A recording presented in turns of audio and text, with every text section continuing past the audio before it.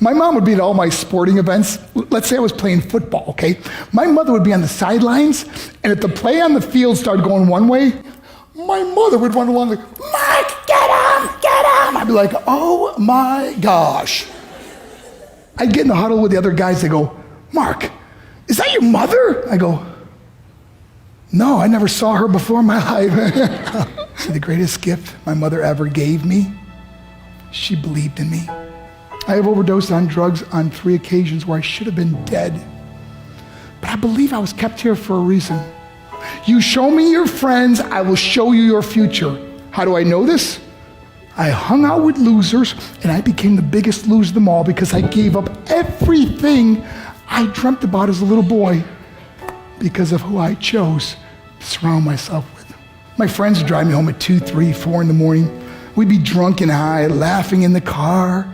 We'd pull up in front of my house in New York. They go, Mark, the light's on. I go, oh man, my mother's up. See, my mom wouldn't go to bed until she knew her son was still alive. I'd walk in, she'd say, hi, Mark, how was your night? I go, it was good, Mom, I'm just gonna go to bed. She goes, can I talk to you for a minute? I go, Mom, I'm tired, I'm just gonna go to bed. She goes, Mark, I haven't seen you all day and all night. Can I please talk to you? I said, man, just leave me alone. You bug me. I'd slam my bedroom door on the one person who believed in me. I was on a worldwide tour and we were wrestling overseas in Japan. After my wrestling match, I went upstairs in my hotel room and I fell asleep. There was a knock at my door at 3 o'clock in the morning. I got out of bed and I looked through the safety window and I could see it was a Japanese promoter. So I opened the door and he said, Mark, you need to call home. There's been an emergency. I went and got on the hotel room phone. I called back to the United States. I said, hey, what's going on? They said, Mark, I don't know how to tell you this. I said, just tell me what happened. All of a sudden they started crying. They go, Mark, I can't tell you. I said, just say it. They said, Mark, your mother died. I just threw the phone down. I ran out of my hotel room. I took the elevator to the lobby, and when the doors opened up, I just ran out into the street. I mean, there was no cars, there was no people. It was 3 o'clock in the morning.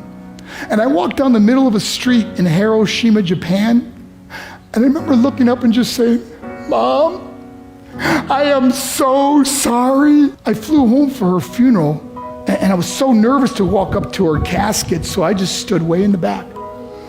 And I kept looking from a distance, and I kept thinking to myself, Mom, please wake up. Please get up. And then I finally got the nerve to walk up to her. And as I got closer, I could see my mom for the first time. I mean, she was so beautiful.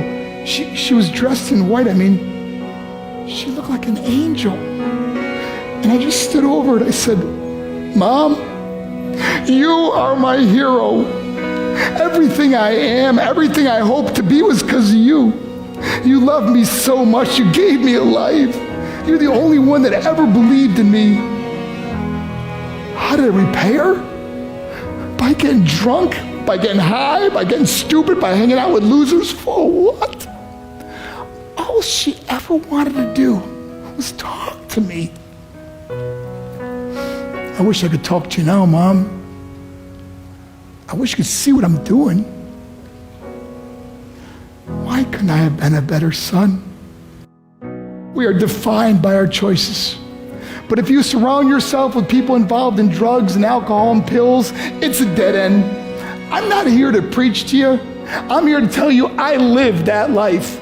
It leads to broken hearts, broken relationships, broken dreams, and death. For what? To get high? If you have a mother or a father, when you go home, tell them how much you love them. See, my whole life was about being rich and famous. I had to be a millionaire. I had to win the race. I had to win the race at the expense of my marriage, my family, my friends. For what?